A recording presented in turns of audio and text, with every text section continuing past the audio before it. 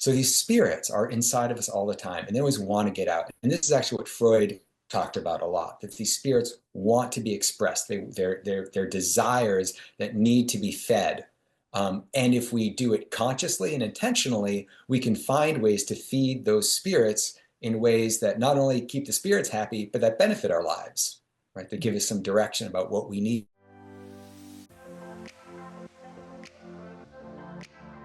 Welcome back to Holistic Healing Podcast. I'm your host, Luam, and today I have Asher Walden. He is the founder and director of Empyrean Project, dedicated to exploring and teaching spiritual practices within the neurodivergent community. Welcome to the show, Asher. Thanks very much for having me. Glad to have you. So your life brings a unique blend of theology, spirituality, and philosophy. Can you tell us a little bit about your background and how you got on this path? Sure. So I was interested in religion and philosophy all the way back from high school. And I knew pretty quick, from my first copy of the Tao Te Ching, that this was that this is where my life was heading. So I studied philosophy in college.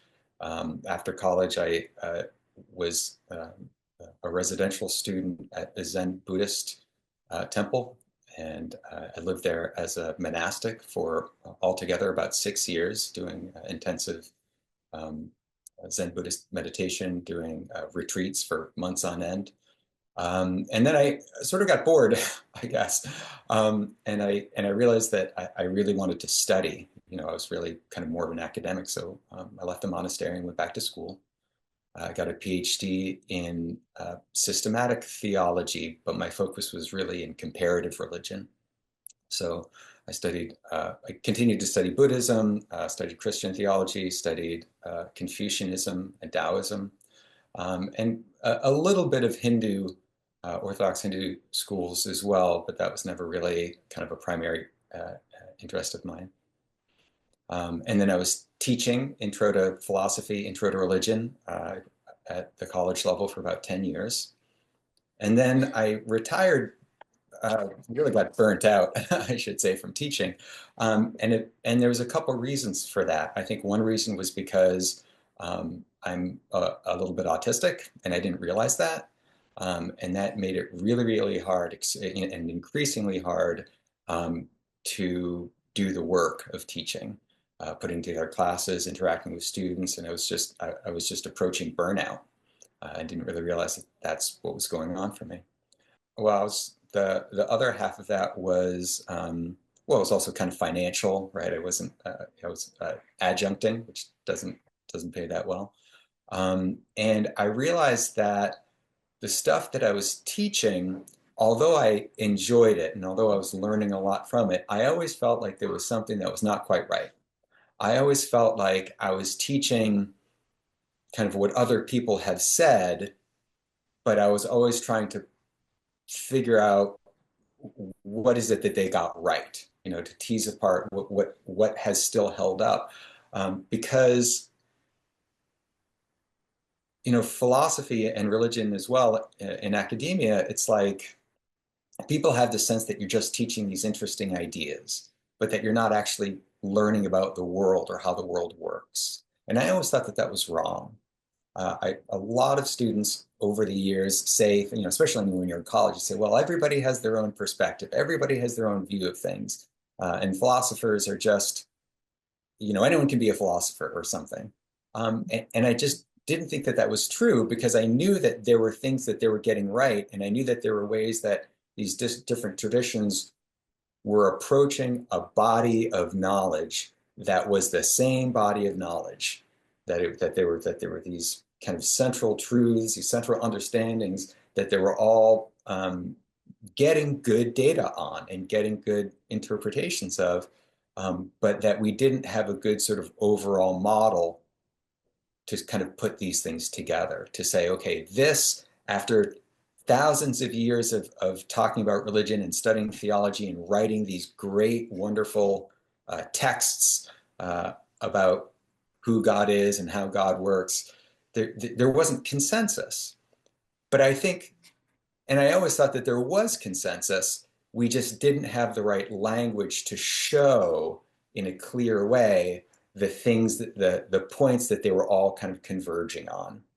Does that make sense? Yeah. So I so and I was trying so hard to do this, to try and put it together in a way that was kind of persuasive to students, to say, well, look, this isn't just what I think. This is the consensus from from Hume and Berkeley to Kant to Schopenhauer, Spinoza. All these guys, they're getting good data on something, and we just don't have the language anymore because we're reading old language, right? We're reading 18th century models and metaphors for something that's still current. Are we So talking about, commonalities between different religion or religion and philosophy? both. So for me, there was never a really clear distinction, right? So there's a couple of Buddhist philosophical traditions that I've been really interested in, especially Yogacara. There's this Neo-Confucian tradition, which is which actually was what I focused on in my dissertation.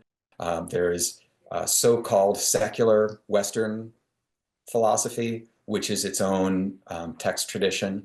So I was never really able to figure out a good reason or a good way to separate so-called philosophy from so-called religion, because I was looking at these ideas. I was looking at the work that these scholars were doing within their different traditions to try and figure out human life, figure out the human spirit, figure out how to build community, figure out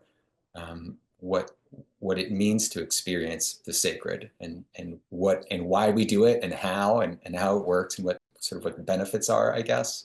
So I left academia. I had a couple of sort of regular jobs, and over the time since I've been out, I've been slowly putting together my own model, I guess. I'm trying to kind of take together the things that I've learned, and I'm continuing to learn. So even though I'm not in academia anymore, I'm still reading lots all the time.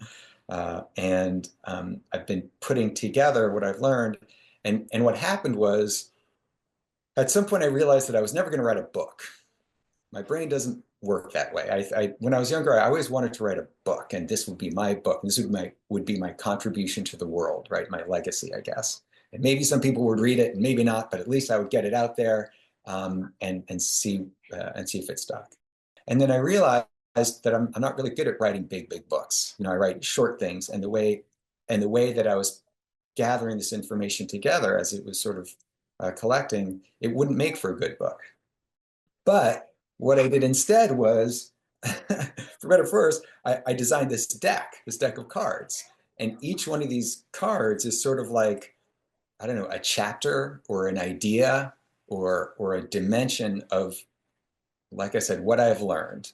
Um, and so the deck is sort of the way that I've found, for the way my neurodivergent mind works, to kind of collect and organize these ideas. So that's sort of where the deck came from. I know a lot of your work focuses on the neurodivergent community. Can you tell us what does it mean to be neurodivergent? Sure. So general background, neurodivergent is sort of a really neurodiversity, I guess, is the way a lot of people are moving to talk about mental health. And that has, I guess, two components. One component is the fact of cognitive differences, normal cognitive differences in the population, right? So there's people who we call neurotypical, who get most of their data from the social environment. It's about how do you learn about the world? How do you experience about the world? Where do you get your information about what's right, what's wrong, what jobs are worth having, what things are worth buying? And so neurotypical people are sort of hardwired to get the vast majority of their data just by kind of unconsciously watching what other people are doing and following suit. And this is a great strategy for maximizing knowledge. It means I don't have to know everything. I just have to know, I just have to look around at who's around me and I say, oh, well, that person knows what they're doing. I'll just ask that person, right? And that sort of social cognition, that social mind is sort of primary for neurotypical people. Neurodivergent people, and this is sort of a broad category, it's people who are autistic, ADHD, um, Tourette's, dyslexic, people with OCD, people with schizophrenia. It turns out there's a genetic there's a genetic basis for all of these different conditions. They found a set of genes that are involved for all these cases, and then there are other genes that sort of differentiate who looks more autistic versus who looks schizophrenic, and there are other factors that sort of specify that in people's lives, and environmental, economic, and so on. But neurodiverse minds, and this is, again, anyone in that second category of neurodiversity, of neurodivergent. They said, we say neurodivergent because they diverge from what's considered to be the norm, which is like 80% of the population, maybe, give or take. The 20% of us who think differently and also think very differently from each other, right? We have different ways of thinking about things. And the reason we're different is because we get our information in these direct ways. Like we find ways, whether it's math or science or baseball statistics. Like we find, one thing about the world that's sort of interesting, that makes sense to us, and then we learn about the world directly that way. And so we tend not to be sort of clueless, I guess, about what's going on in for the rest of society. And we have to learn as best as we can what those other people are doing and what's sort of expected of us. So the other thing about neurodiversity, so there's that basic difference among people between neurodivergent and neurotypical.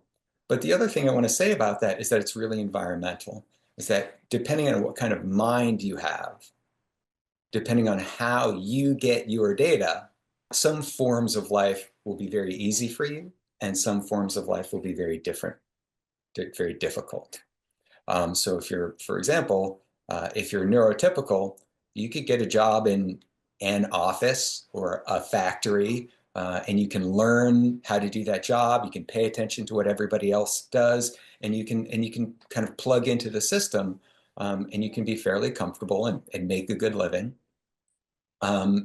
So sometimes I say that neurotypical people are generalists. They're good at lots of different things. They're pretty good at lots of different things, and they can learn things reasonably quickly and be relatively good at them.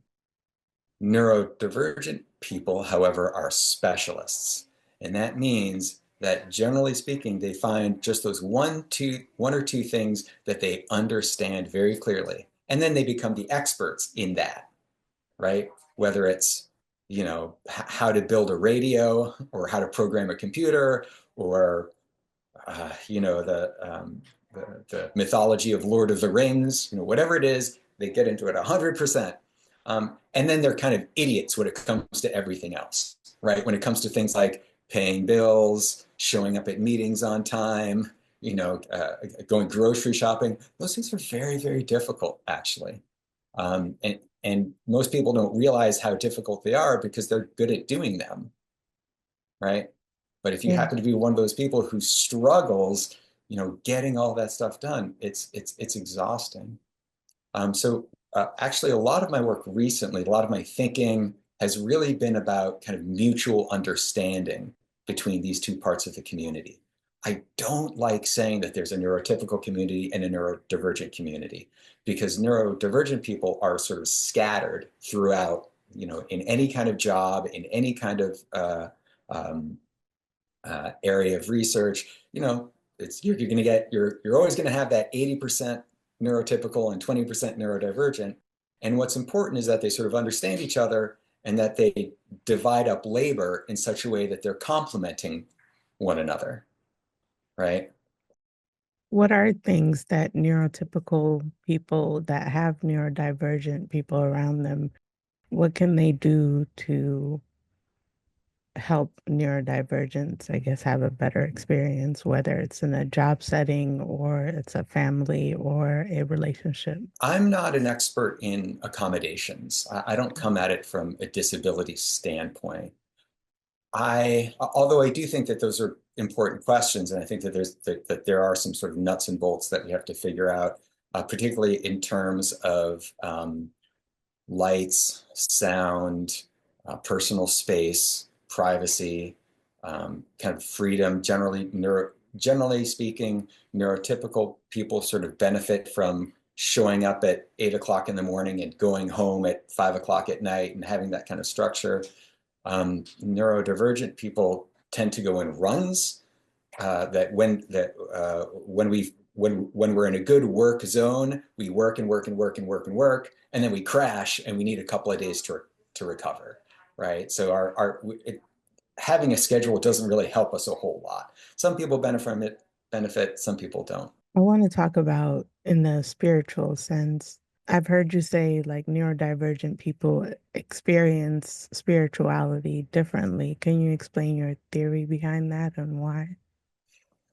So I don't really have a good theory. I have some observations. First of all, what I would say is that neurodivergent people are not more or less spiritual or religious than neurotypical people. So far as I know, it would be interesting doing some kind of sociological research on that and get some numbers. But my sense is that spirituality is something that's sort of evenly distributed through the population.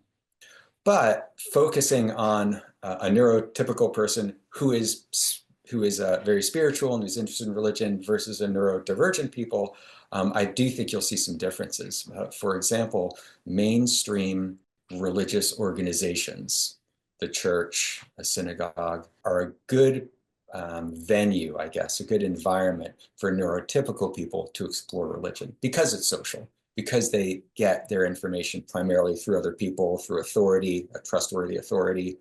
Um, and that's sort of good. And what's happening is that that social learning is sort of secondhand, so that neurotypical people really do operate, I think, on faith. That they observe what other people are doing, they hear what their leaders and teachers are saying, and say, okay, that sounds good, and they kind of follow along with that.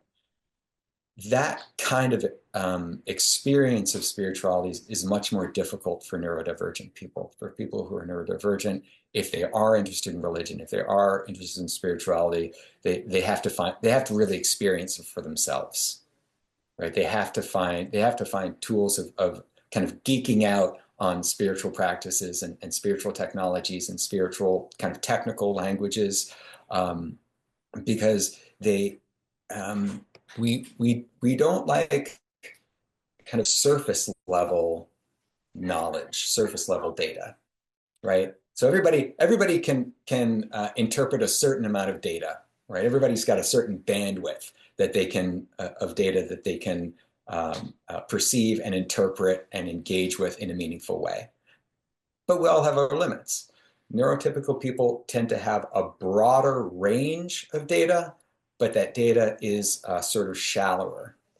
Neurodivergent people tend to have a narrower range of data of certain kinds of things they're interested in, but then it's very, very deep, right? So overall, maybe it's the same amount of information. Like there's not like one is more intelligent in general than the other. It's just a different shape, I guess. So same thing with religion, right? If someone is going to be interested in religion, like me, they're going to go very deep, right? They're going to want to get as much data as they can on religion and on spirituality, and then they'll use that to get kind of a deeper experience. And I think that to a large extent, what we call mysticism and what we call religious experience, like in William James' sense of having like a powerful religious experience, I think that that's sort of a result of people whose minds are sort of specialists, who are sort of neurodivergent. It's not that they're getting more information or getting better information, it's that their information is very, very detailed, very fine-grained about our relationship to the divine, the relationship between humans and the natural world, all this sort of spiritual stuff, all this data is on a particular level, right? And if you're attuned to that, you're going to get a lot more data. And the other thing is that, autistic people in particular, we're good at pattern recognition. That's what we like to do. We like to see patterns. And the more patterns you see, the better patterns you see, that allows you to get more data, right? Because the amount of data that you can understand and interpret is limited by your ability to organize it and access it, to make sense of it. If you have a piece of data over here and the rest of your worldview is over here, and if you don't understand how this data sort of fits in, it's going to get lost. It's going to ignore it. You're not going to remember it. It's not going to seem important. But if you have a complex structure with plenty of places for the data to kind of integrate, well, that's what integration is, right? It's bringing lots of information about past trauma, current environment, relationships, the economic system, and integrating psychedelic experience, integrating it into a single story, a single framework that allows you to make sense of all these different aspects of your life. And so not only are you getting more data, you're getting data that's actionable, that's useful. You say, oh my gosh, I thought that this was my problem, but now I see that this really isn't. This is just a superficial after effect. The real problem's over here, right? The suffering is coming from here, but the reason the suffering is coming from here is because of the stupid stuff I'm doing over there that I got to quit doing, right? So, and that's another thing I think about spirituality in general. It's pattern recognition. It's recognizing patterns, right? So if you have a good sample of data and you've got good patterns, you can make sense of your life in a way that's much, much richer and much more um, tractable, much more like you have more control in the sense that you understand where are the places that you need to put your energy in order to fix this problem? What's the thing that you actually need to focus on in order to make this thing roll along a little bit more smoothly? Does that make sense? You just explained how my brain works, the whole Yes. pattern recognition thing, and needing to find all the pieces that fit together to create that understanding. And the more Mm-hmm. pieces fit together, and these might be different pieces, might be from science, one might be from philosophy, one might be from religion, but the more I need to see how the whole thing fits into the larger piece. Um, and Mm-hmm. I've kind of thought about if I am on the autistic spectrum. Definitely neurodivergent for sure. Do you think the difference in sensory sensitivity and different ways of processing shapes the way neurodivergents experience things like meditation, mindfulness, and other spiritual practices? Yeah, there's definitely differences, and those differences can go both ways. So, generally speaking, I think neurodivergent people are specialists, but you can't just choose what you're going to specialize in, right? It's not arbitrary. People are sort of hardwired for could be music, could be mathematics, could be um, geography, could be lots of different things, and that has to do with the kind of inconsistency of sensory stimulation. So particularly with autism, some people will be very, very sensitive to noise, but they don't mind clothing. They don't care. Other people are very, very sensitive to the feel of and tags and anything that's scratchy, anything that's constrictive. Um, uh, but they're not bothered so much by sound. And so these are things that are sort of incidental hardwiring, it's like hardware aspects. And those things sort of constrain what kinds of things you're going to be interested in, what kinds of things you're going to specialize in. And that can have a big difference in terms of what kinds of spiritual practices are good for you. So for me, sitting meditation is a good, quiet, peaceful way for me to kind of recharge and get grounded. For other people, um, uh, if you're maybe more on the ADD side rather than the autistic side, or if you have more ideation, obsessive thoughts, sitting meditation is not going to be a good fit for you. And this is and I had this problem, when I was at the Zen Center, because, when you're at the Zen Center and it's all about sitting meditation, the teaching is just try harder, just do more sitting meditation. Sitting meditation is what works. Sitting is like the silver bullet. And if you just keep going on it, you just kind of buckle down, then you'll get enlightenment. Um, and that's just not true, right? That's obviously not true. There's no silver bullets. Sitting meditation is a wonderful thing for people for whom it works, but for other people, it's going to be martial arts, Tai Chi, maybe yoga. For a lot of probably neurodivergent people in history, it was going for long walks. So people like Henry David Thoreau, who was always walking. People like Kant, who would always go on his walk, same time every day. Walking was a spiritual practice, being out in nature. Listening to music for a lot of people, just laying down on your bed and putting on your earphones and just listening to music. So yeah, that's related to your sensory profile, I guess. What kinds of sensory stimulus are you overly sensitive to? What kinds of sensory stimulus do you really, really enjoy that you find peaceful? What kind of sensory stimulus is it's just sort of around, but it's not good or bad. You don't notice it particularly.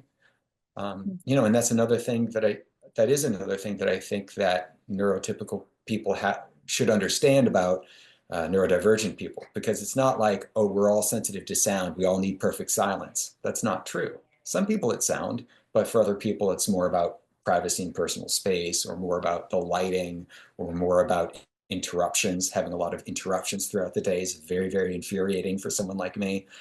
And so it's not like, because there's so much kind of internal diversity within the neurodivergent population, it's not like there's one accommodation or one set of accommodations that we can just put into practice and then forget about it, problem solved. It just doesn't work that way.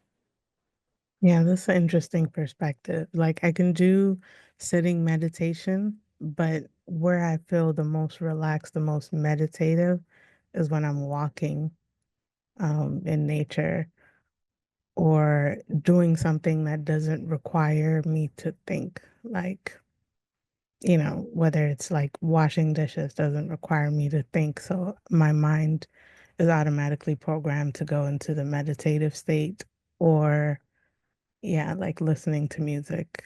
Um, that allows my brain to kind of feel more in the meditative state. Not all music, obviously, but yeah, walking especially feels more meditative to me than sitting down and being still and quiet. And spirituality isn't just that meditative state, right? Yeah. Spirituality isn't just that feeling, but it's part of it, and I think I mean, for me, spirituality is more about kind of that more broader pattern recognition, seeing the togetherness of things, seeing kind of cause and effect, but real cause and effect, right? It's sort of more like, I have my understanding of cause and effect is more a Yogacara Buddhist understanding. It's not moral in the sense that if you do something evil, you will be punished later on in this life or the next, right? It's kind of a moralistic exactly, or but it's also not just kind of the way physicists think of cause and effect.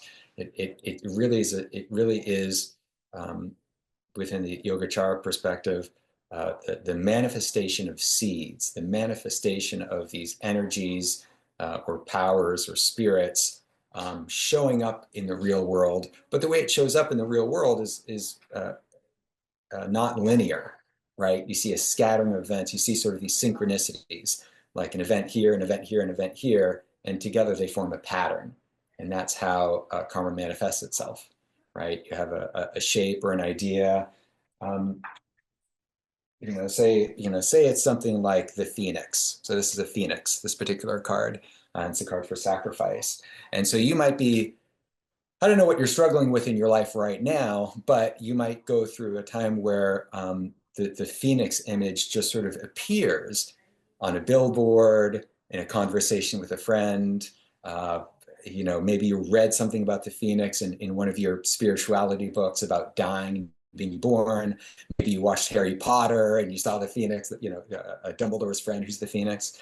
And the phoenix means something, right? The phoenix has a very consistent meaning. And if you yourself are seeing this phoenix in your life, well, what is that? That's a pattern that you should look into, right? Um, and so the I'm really big cards on are that. There's a Deepak Chopra book about the power of harnessing coincidences, and this kind of gets into recognizing all the patterns around you, whether when you're walking, and you hear a conversation or you see an image, and when you get better at pattern recognition, it's like you see how all of it kind of ties in together into the information you're supposed to be receiving from the universe. And the more you do that, I feel like the more messages you get. I feel like I call them downloads. They kind of come from everywhere, whether it's music, whether it's, conversation you overhear, whether you're watching something or, you see an image. I feel like once I start getting better at recognizing the patterns, I can get it forms a cohesive communication. So yeah, that's my theory on that. definitely, I mean, the way we get information from the world is in patterns, Yeah. right? We observe a lot and we ignore most of what it is. We ignore most of the data we get because it's sort of junk data. We can't do anything with it. But as soon as data comes into some kind of formation, as soon as it forms a pattern, then we say, aha, I understand this now. Here's what I can do about it.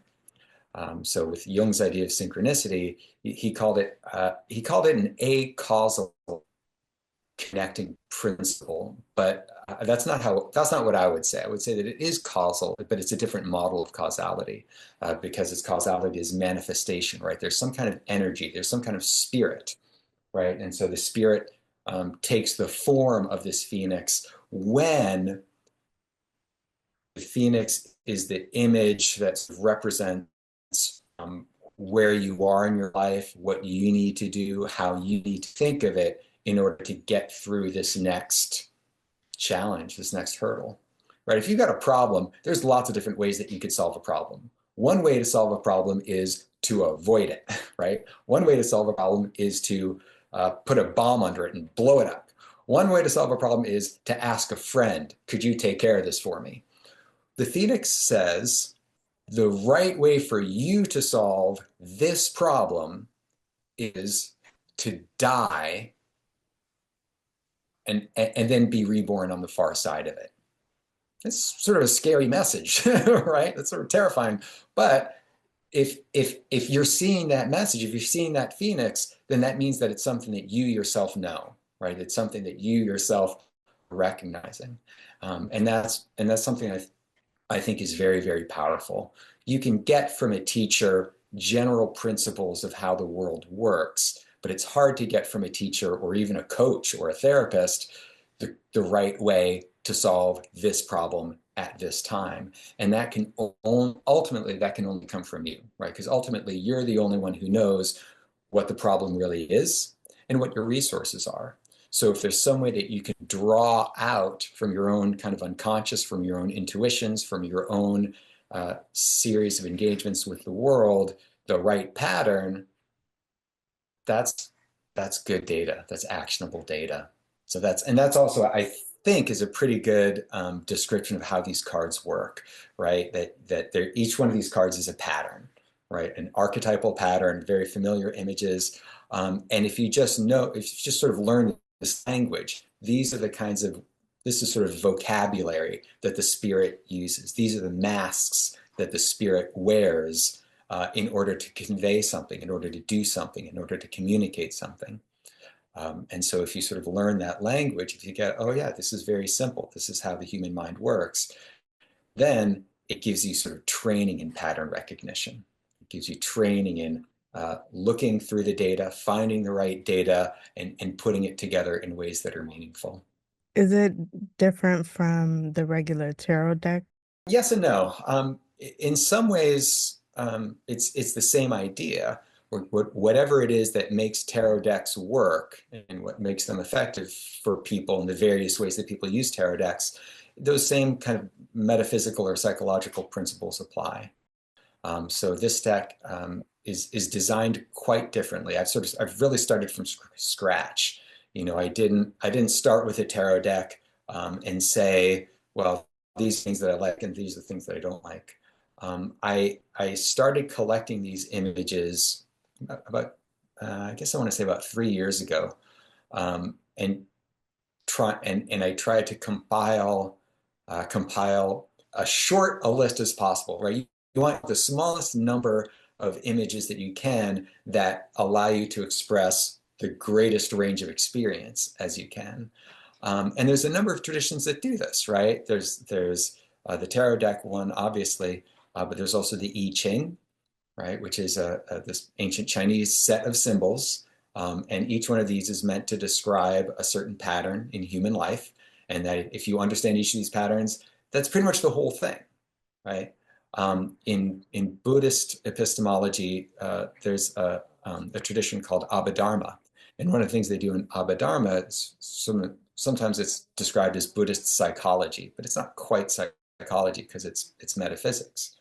And they say, well, there are these things, there are these factors, these experiential factors, and depending on which list you're looking at, it's sometimes somewhere between 30 and 60 or 70 elements.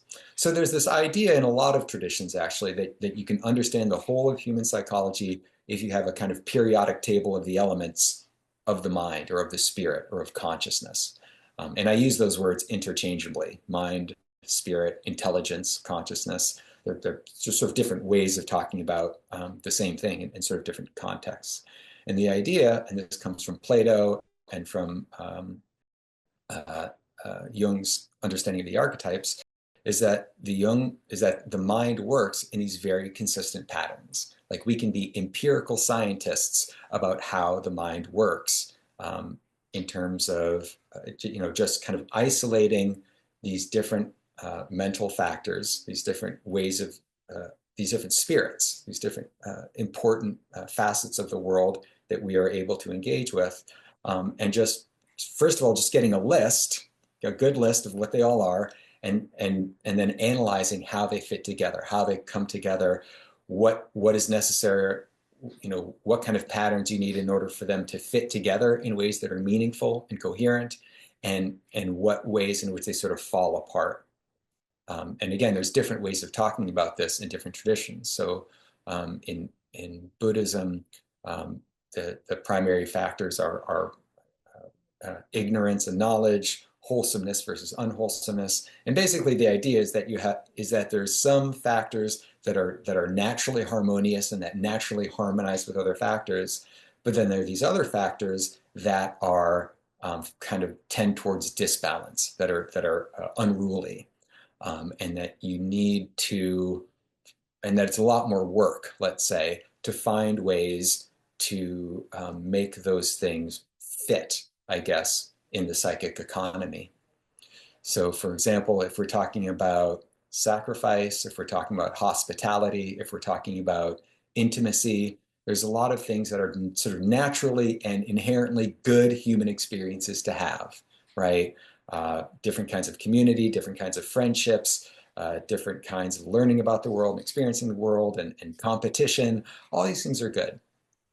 But there are also these elements that, like wealth, like armoring, like when people use some kind of emotional armoring, um, vanity. It's a good thing to have a positive self-image, but a positive self-image can so quickly turn into pride, right? So there are these other elements which are not good or bad in and of themselves, right? Money isn't good or bad in and of itself.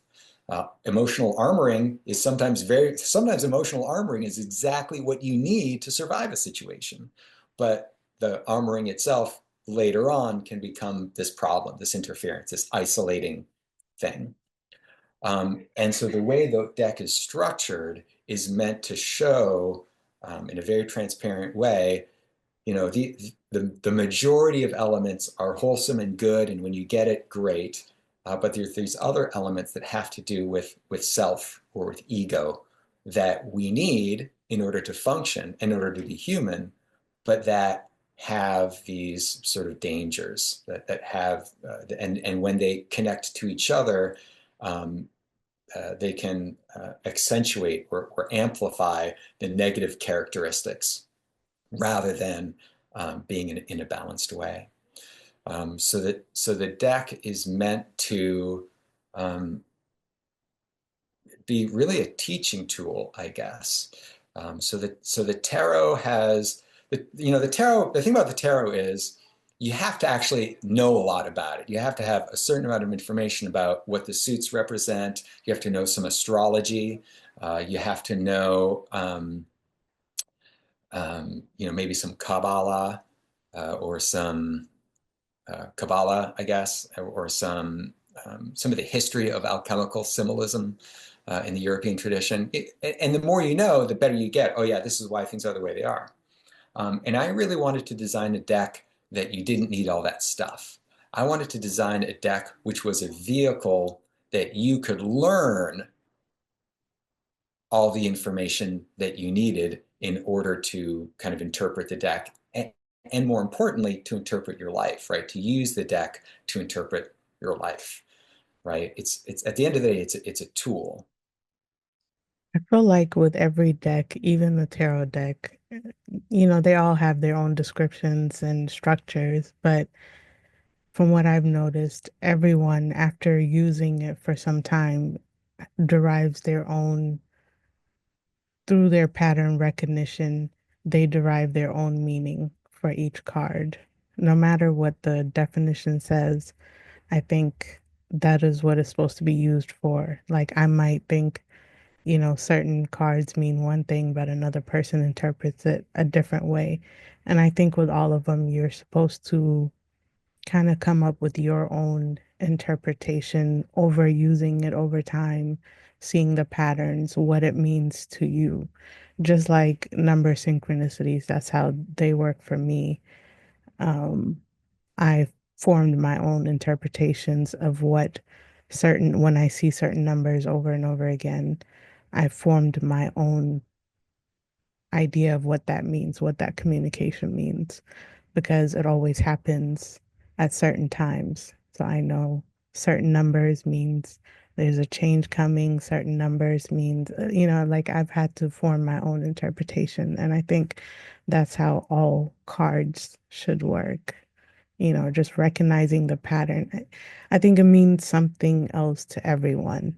It's almost like it has its own life, and you have to see how it works through pattern recognition and kind of figure out your own meaning. Yeah. So pattern recognition requires two things. On the one hand, you need kind of a natural aptitude to see patterns in whatever data you have. And this is one of the things that some people are better at than others, and some people are more obsessive about than others, right? All the way to the point of schizophrenia, where you're seeing lots and lots of patterns that are really narrow. They're really idiosyncratic, which is not to say they're necessarily wrong, but they're sort of unreliable. Because when you because patterns also rely, and this is the second thing, on good data. You need enough data. And the question is, how do you get enough data to know that you have a representative sample? It's like when you're taking a poll, right? When you ask people, who did you vote for? Or who do you think you're going to vote for? Or what product might you buy?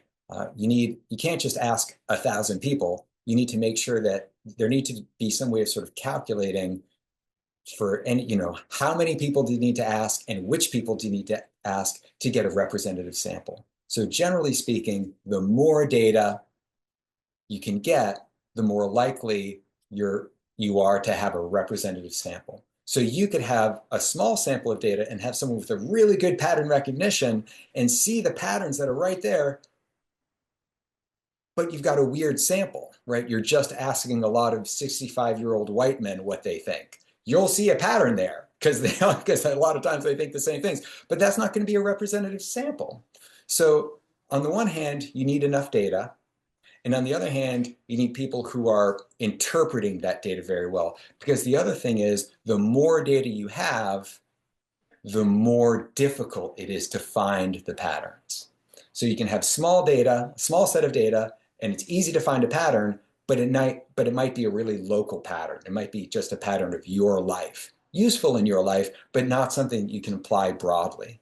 Or you can have a lot of data and it's hard. And I think that's a problem that a lot of people have nowadays because we're always on social media. We're always, hearing the news. We're always kind of living our lives and running around and drinking lots of coffee and getting so much data, but it's such an overwhelm that we sort of shut down and we don't see any patterns. So you really want to find that right balance. And actually, I think that this is something that's sort of like a good balance in the community too, right? That neuro neurodivergent people are really, really good at recognizing patterns, but neurodivergent people also tend to be self-isolating because they don't want too much data because it's overwhelming. And so if you have someone who's self-isolating, seeing patterns, those may or may not be good patterns. So you need a balance between people who are good at the pattern recognition and making sure that you're getting data from the community. And that's what the neurotypical people are good at. They're good at sharing data. They're not good at learning or finding new data, but once they have data, they're very good at sharing it, at broadcasting that data through their social media, through gossip, through talking to each other. So like a perfect society, a perfect communal intelligence would be a system in which you have a kind of centralized network where you've got plenty of neurotypical people talking to each other and sharing data, but you've also got plenty of neurodivergent people on the outskirts, so to speak, where they're getting data from the outside world, but they're also have a kind of workspace, a private workshop where they can say, okay, tune out, close the door. I've got all my data. I've got way more data than I need. Where are the patterns? And then once they find the patterns, then they can go back out and share that pattern, share that new information with the community. Neurotypical people share it amongst themselves again. They test it. They collate it with what other people have found, and you have this circuit, right? You have this exchange of data so that data is being discovered over here, shared over there, and then shared back to the outside where they can include more data and see if it's right? They can check it. And that's really, really important. So that's why you don't want neurodivergent people to get too isolated because then they lose their ability to check their data, to make sure that they're getting a representative sample and they're not just building these hyper intense patterns based on like a peculiar, kind of idiosyncratic subset of the data. Yeah, And that's a also good generally that's, point. No, because go I'm ahead. one of those neurodivergents that will self-isolate, but I do enough of whether through media or getting around other people to kind of collect, other data but I can see why it's very important to have that balance so you don't get obsessive about, and you have a wide variety of data set versus just your own. So you want maximal amount of data. And the other thing that you need is a good language. You need a good system to communicate that data. Because if you don't have a good kind of universal language, or a common language, then the data gets corrupted in translation. You want high fidelity data, especially when we're talking about the data traveling between different people, different sections of the community, different researchers in different fields. So like you could have a lot of data in quantum physics and you could have a lot of data in spirituality, But if that data is framed with these radically different languages, you're really not going to get a good sense of whether this data is mutually translatable, whether it's compatible, whether one set of data can really complement the other set of data, or whether it's just talking about something else entirely. And so that's another thing I'm really interested in, namely, is there a way that we can, is there kind of a lingua franca that we can sort of portray different kinds of data in different areas so that we can see, so we can get more data, right? So that we can see that these different kinds of data are actually complementary and can kind of fill in each other's blanks. This is something that I really got, I guess, from studying, doing comparative religion, because in comparative religion, what we find is that we have different ideas about the afterlife, different ideas about texts and the role of texts in the community, different ideas about God, different ideas about the church structure, how churches should be structured, different, somewhat different moral ideas and ethics and ideas about generosity or how we share resources. Um, and to some extent, those are similar, those are compatible, but the framework is very different in the Buddhist tradition than it is in the Christian tradition.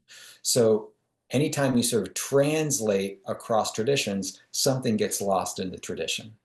So, or something gets lost in the translation, and that's inevitable. So the question is there some kind of higher framework or some higher language that you can use that will maximize fidelity, that will maximize clarity of data across these different traditions? And so that's sort of how I landed on the archetypes, actually. That's how I landed on these sort of universal symbols that appear in all these different religious traditions, appear in dreams, appear in psychedelic experience. And not only do they appear in lots and lots of different places, the way in which they appear, what they seem to mean when they appear, is remarkably consistent. And that's what people like Jung and Joseph Campbell felt was so interesting. It's not just that everybody was seeing a phoenix or a dragon or something. It's that when dragons and when phoenixes appeared, they tended to be doing the same kinds of things, actually, and having the same kinds of, um, playing the same kinds of roles in the story, if that makes sense. Yeah. So I guess my set of symbols here and the way that I've organized them is meant to be something that you can use, whether if you're Christian, if you're Buddhist, if you are kind of into pagan spirituality, you should be able to see, oh yeah. One of my sort of standard favorite examples is the Great Mother. And I've represented in this deck the Great Mother just with this chalice because I want it to be pretty neutral and pretty bland. But the Great Mother, appears in Buddhism as Kuan Yin, right? Appears in Christianity as the Virgin Mary or Our Lady of Fatima. Appears in obviously earth-centered spiritualities everywhere. There's always a Great Mother. So it's one of the most important images around. And by and large, she plays a similar role. Or you can find someone, even if it's described differently, you can find some character who's playing this role because it's this universal aspect of human experience. It's this universal aspect of how we as mammals and as humans relate to the world. So it's as close to a universal as there could possibly be, I think. And the other cards, are basically similar. Do you feel like intuition plays a role in deriving the best information out of the deck? Yeah, intuition, um, it's a big role, right? Intuition is sort of a catch-all phrase for all the ways in which we gather information and make sense of information that we don't really know how we know it, right? Consciously, we have a certain amount of data, and consciously, we understand where that data comes from mostly. Like, I know this because my teacher told it to me, or I know this because I read it yesterday, or I know this because I can see it because I'm looking right at it. But there's a lot of stuff that we know that we don't really know how we know it, right? Like, I know that I'm in love with this person. Well, how do you know? I guess I could find some evidence or whatever, but ultimately the reason I know that love this person is because I just do. It's something that's sort of presented to me immediately and obviously. Or if you have a certain experience looking at a beautiful painting, and I say, wow, this painting is beautiful. Well, how do you know? I don't know about you, but I know nothing about art. I don't know the language. I don't know the people. I'm an idiot when it comes to the art world. But I see something that's beautiful, and I know that I like it. And if someone said, "Well, how do you know it's any good?" I don't really know. I just know that it speaks to me. It resonates with me in a very particular way. Um, and maybe if I had the language, then I could explain that better. But I'm not sure it would make me like it any more or less. So we have a lot of it. A lot of our data is intuitive, right? A lot of our knowledge about the world is sort of calculated in, we've got big brains, right? Our brains are always doing lots of different things, and only a little bit of that information makes it to consciousness, because consciousness actually has a very limited role, right? Consciousness doesn't do much within our psychic economy. We're breathing, we're digesting, we're having emotions, we're having desires, and most of that is unconscious, right? Most of what we do is unconscious, and that's a more efficient system, actually. Um, so if we can learn how to um, access those intuitions and make them clear, make them more visible, I guess, to consciousness, then yeah, we'll have access to a lot more data about the world, a lot more reliable data about the world and about our lives. So yeah, I mean, one way to think about what tarot decks do and oracle decks and other kinds of divination is they just give us a kind of keyboard or a language within which to engage more precisely, more reliably with our own intuitions, because our intuitions just are vehicles for information about the world, right? It doesn't come from inside us. It's not like a voice from God necessarily. Well, it is a voice from God, because how does God communicate with us? By giving us the clues, by having those synchronicities, by putting us in places where we meet the right person, right? There's a lot of God's communication with us is right there out in the world, and we're too stupid to notice it because we think that the only way God communicates is with a bolt of lightning or something. And no, God's always speaking to us. Bolt of lightning occasionally too when we need one. That's important, but hopefully we don't need too many bolts of lightning. That's sort of Yeah. disruptive. Hopefully we can get the information we need in more peaceful ways. And so this is a way to kind of access those ways that's a little bit more disciplined, a little bit more simple, a lot less destructive, right? Um, yeah, does that make sense? Yeah, a proponent of the messages come from everywhere. That's why I was explaining, it's for me, it comes in all forms, and I have to piece it together a lot of times to create information out of it. As far as the deck, I know everyone with any deck has their own way of using it. And since you're the creator, I'm curious, how do you use the card? As in, like, are you drawing just one or multiple? How do you use the card? I use the cards in different ways at different times. Um, they're they're they're very flexible. The structure of the deck is very, very flexible. You can go in a lot of different ways. Um, I won't go too deep into the particular structure of the deck for our conversation, but suffice it to say, it's very plastic. And I gave my deck to my wife, and she's had created her own style of doing readings for people. She's very, very good at it. And I hope that people will develop their own ways of interacting with the deck, and it's meant to be that way. I have in the little book. Where's my book? Here's the book. I've described two different ways to read the cards. Um, mostly, mostly what I've been doing lately is not drawing cards randomly, but actively seeking out the cards that feel like they describe the situation I'm in, or having cards sort of stand out to me. So for example, one of the cards that's been just sort of appearing for me lately, and this is a way to do it, just look around in your life and you say, well, gee, there's a lot going on here that reminds me of um, stars or the star. So I just notice it around. And then I pick up the card, which represents the star, and I say, well what's that about?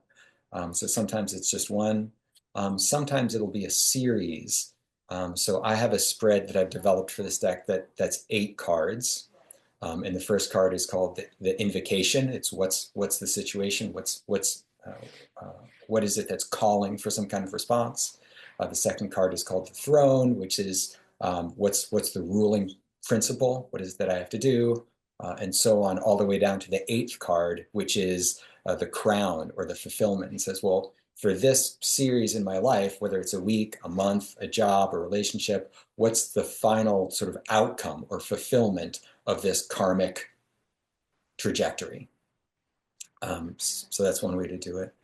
Um, but yeah, sometimes, sometimes it's just like I'm seeing this thing coming out. And so the card that's really been recently, as I've been reaching out to podcasts to be a guest, and as I've been clarifying what my message is, well, this is the card. This is called the communicate card. And if you imagine a little radio tower, these ripples represent sort of sound waves going out into the universe to send a signal, to communicate information.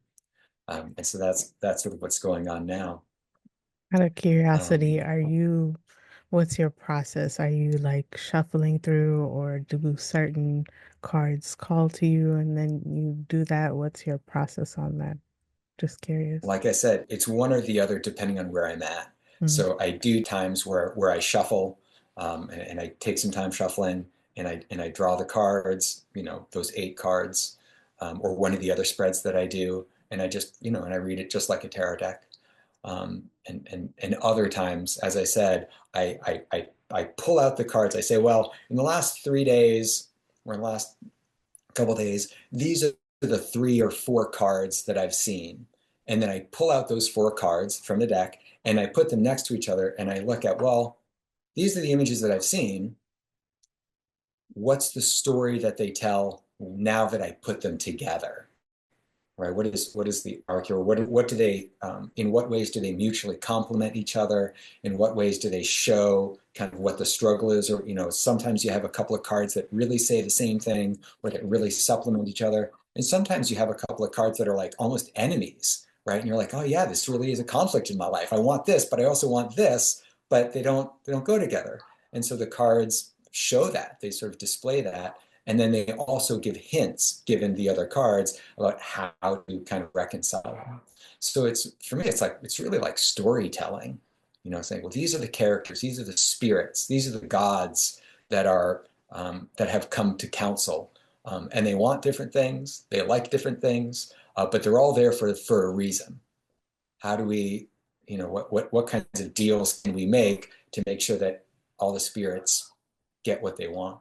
There's this famous quote from Jung that I just saw. I actually saw it on Facebook recently, and what he says is, sorry, it's not from Jung. Sorry, it's something that Jung would love, but it's from the Gospel of Thomas that we were just talking about a minute ago. If you bring out what's inside you, what's inside of you will save you.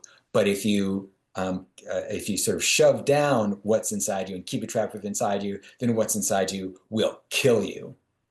So these spirits are inside of us all the time, and they always want to get out. And this is actually what Freud talked about a lot, that these spirits want to be expressed. They're desires that need to be fed.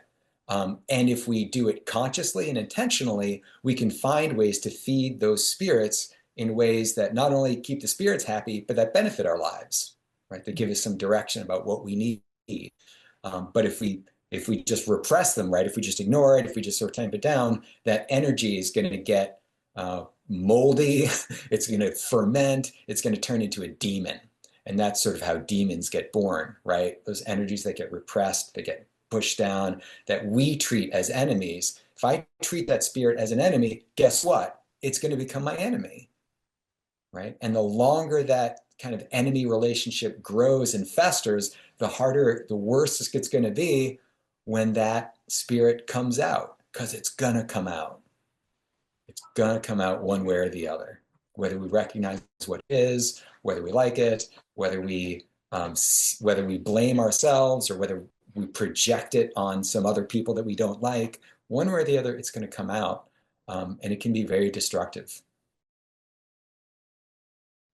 Do you feel like in your experience, it helps to be more specific when you're going to the cards as far as what your Yeah, intention is? yeah. Generally speaking, the more specific your intention is, the better data you get out. So intelligence is a circuit. I send out a signal. This is what I'm looking for. This is what I desire. This is what I'm expecting. These are the kinds of things that I understand. The signal goes out. And then the signal kind of bounces against the external world or bounces against things, and wherever it catches, it's like sonar, I guess, like the way bats see things. Signals come back and say, oh yeah, this is where things are. And then you focus on that and you send another more specific signal towards that, and you get better, even more data back. So yeah, the better signals you send out, the more clear and specific your expectations, the better data you'll get back and the easier it will be to interpret that data for sure. That being said, sometimes I say, well, I want to ask a question about this, and I do a reading, and the cards say, well, we're not talking about that because that's not important. Actually, we're going to be talking about this. Right? I don't, you've probably had that experience too, right? Yeah, I feel like it's easier to interpret. I used to go general, and then one day I decided to go very specific, and I felt like the information was spot on and it made sense. It Yeah, was more cohesive. yeah, And yeah, before that, I was going more general, so you don't know, you know, you don't know how to interpret the whole thing. I don't know if that yeah, makes sense. absolutely. I would think that a lot of, but other people are different. I can think of someone who never goes in with a question. And her mind is such that it's kind of a faith or an openness or just her, not her, she, she's very in tune intuitively. So she doesn't, I need more help, right? I'm sort of a stranger to my own intuitions. And that's sort Mm. of why I invented the deck. I wanted to understand my own intuitions better and get that clarity. But if you're already kind of very intuitive, then yeah, you can throw a couple of cards out and be like, oh yeah, that's what they're saying. For me, So it's it's more just, of a confirmation because I think there's a difference between the people who readers, the people who are just reading the cards versus you're channeling and the card is just a conduit, or it doesn't even have to be a card. Some people do coffee cup reading, some people do salt and all of these things. And um, to me, the card is just a confirmation of some of the intuitive downloads that I get. mhm, mhm. Yeah, different tools are going to work for different people. I mean, being intuitive is like being a musician. Just because you're a musician doesn't mean you can play every instrument, right? If you're a musician, usually there's one instrument or a couple of instruments that are really great, and you could pick up other instruments reasonably well. But you have the instruments, and your techniques that work for you. Just because you're really good at playing, I don't know, the fiddle doesn't mean that you're good at playing the violin. So different instruments, different techniques. And I think that things like the cards are like that too. Yeah. I want to talk about, since we're on the whole pattern recognition thing, I know you're into psychedelics and you've done some research on that. I noticed a lot of people see the same pattern. I mean, everyone has their own experience with psychedelics, like psilocybin, but when you read a lot of trip reports, they seem to see the same patterns, like what is that, goat or elf character that everyone sees. I think it's the goat. What is your theory behind that? A lot of people having a similar experience. Sure, I think we have similar experiences because we have similar minds. Um, the Generally speaking, what I would say is that psychedelics are a tool that it's very, very powerful. And like any other very powerful tool, it can be used well or it can be used not so well. And it can be used for different things, right? It can be used for just sort of entertainment, I guess, which people do. My experience with psychedelics, I've tried to be very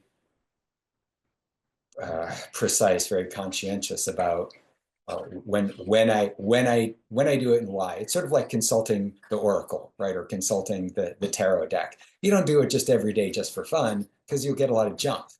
You won't get a lot of good data. But if you come at it with very specific questions, very specific intentions, very specific problems, the more specific you are, the better results you'll get back, right? Yeah. Um, in terms of content-wise, the things we experience in psychedelics or mystical experience are real. I just want to start off with that. That's not everybody agrees with me on this, and I understand that, but just my own kind of approach is that the stuff that we're experiencing is very real, but it's very hard to interpret. Mhm. It comes in disguises and masks, right? Depending on what memories you have, what ideas you've had, what experiences you've had, the message will be formed out of the clay of your own experience, your own religious traditions, maybe. And so these spirits appear in whatever way they think will be likely to understand them, right? So they may look more or less different, and the content may be different for different people, depending on what they need to hear, depending on what they're going on, depending on what's going on for them in their lives. But ultimately, what's happening is the possibility of attunement. First of all, kind of getting your own life in order, right? And an opportunity to see your life as a whole. One way to think about what psychedelics do or near-death experiences do is that like your life is a bubble. Your life is a whole from birth to death, everything you've seen, all the places you've gone, everything you've watched on TV. If you think of that thing as a whole, psychedelics lift you up out of that so that instead of seeing it from the inside, and so I can only see this part, or I can see this part, or I can see this part, depending on my perspective of where I am in my life, if you come all the way outside to this higher dimension or whatever, then you can see the thing as a whole. And that makes it very easy to see big patterns, the biggest patterns, the most important patterns. That doesn't necessarily mean that you'll see it, right? But it makes it easier, especially if you know what you're looking for, especially if you have a little bit of practice, and if you have good integration.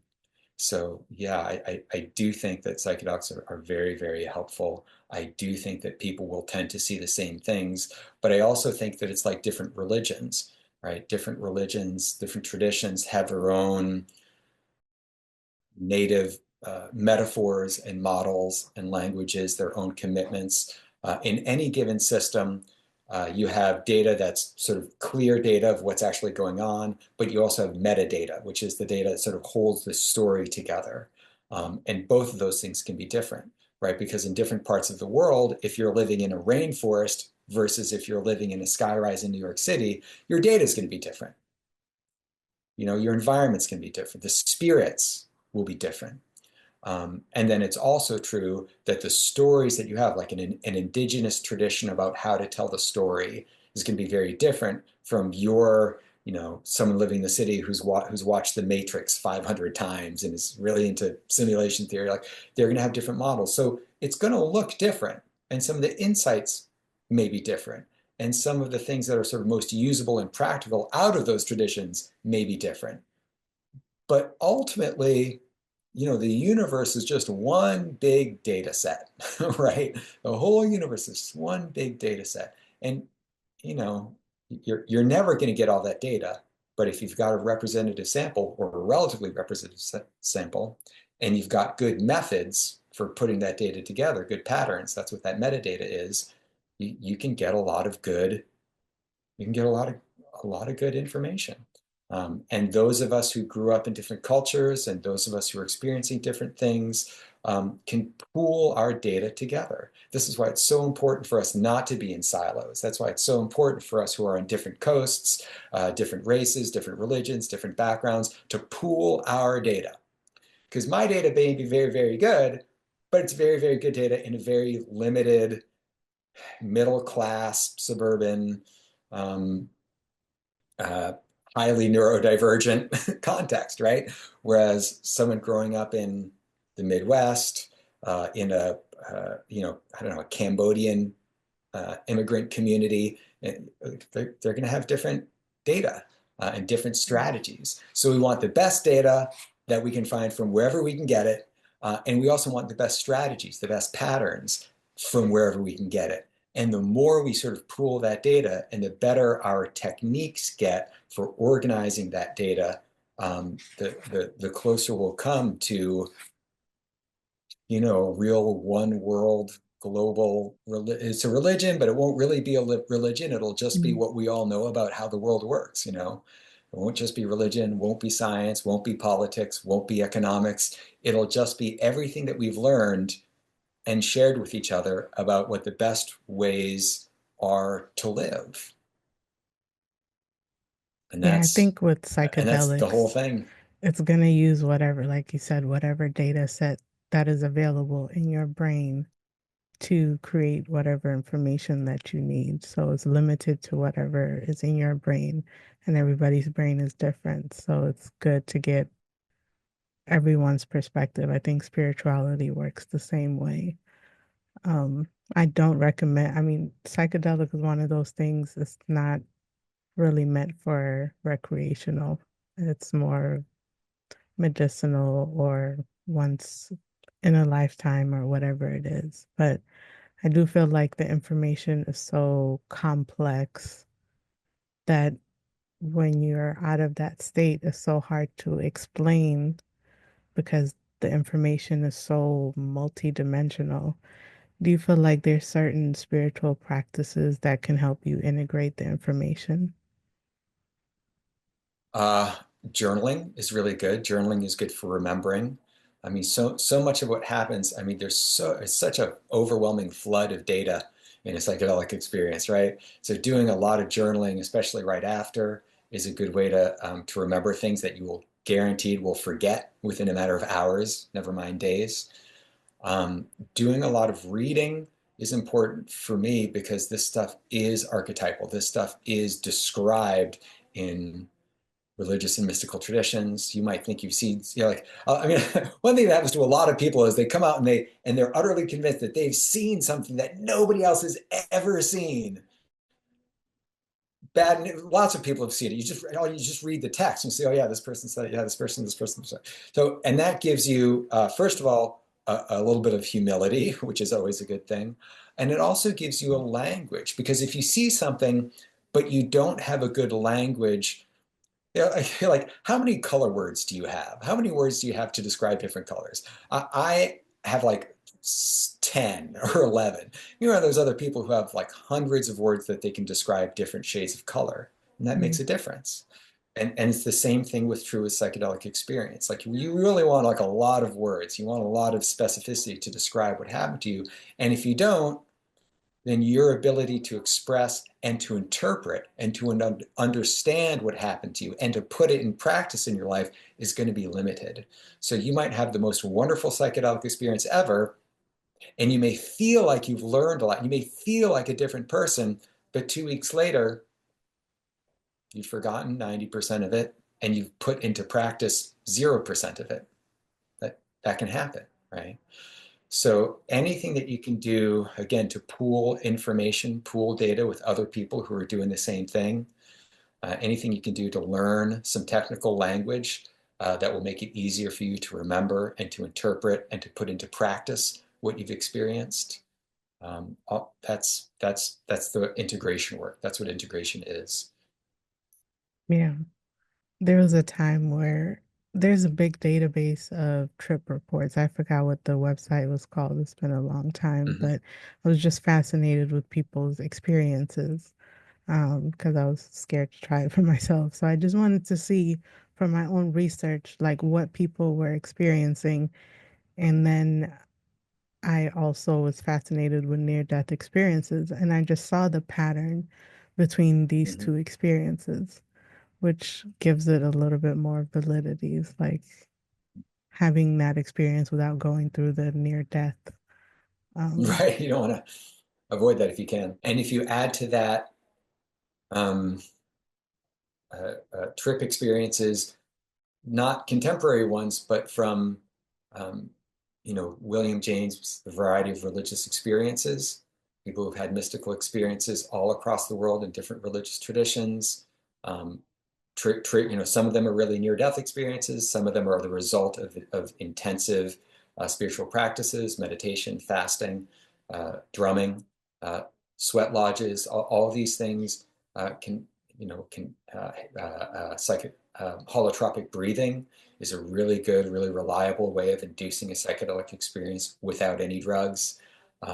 So the more data you have about what people experience, and it's interesting, like if you happen to be Christian, reading Christian mystics would be a good resource because then there's like a shared language. So you can express what you're experiencing in terms that are native to your tradition, that are going to be more familiar to you, that are going to be easier to integrate with what you already believe about God and about Christ and about the world.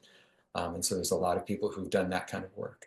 And again, that works if you happen to be a Christian. If not, then maybe the Christian mystics aren't the ones to read. But I actually really like Taoist texts because Taoist texts express a lot of the same insight, but you don't need to be a part of any particular religious tradition. I think it helps if you're neurodivergent. Actually, I think a lot of Taoism is spirituality for neurodivergent people, and there's some reasons I think that.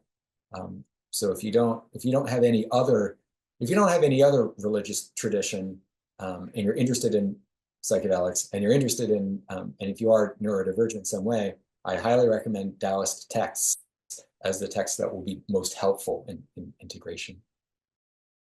When you say Christian mystics, that's the first time I'm hearing that.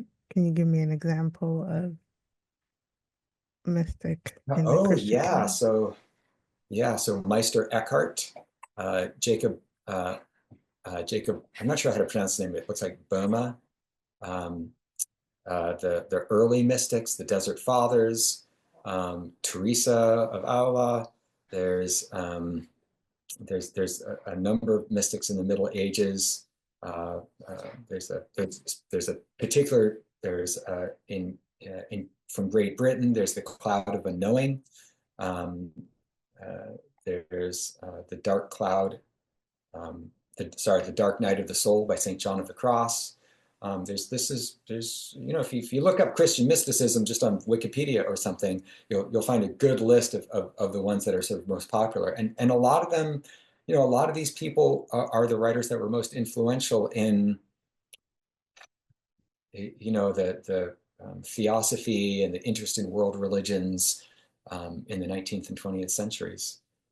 So these guys, maybe you haven't heard their names, but you've probably been influenced by their beliefs. So people like Meister Eckhart in particular are famous for combining Christian spirituality with Neoplatonic, so-called pagan Neoplatonic traditions and ideas about God.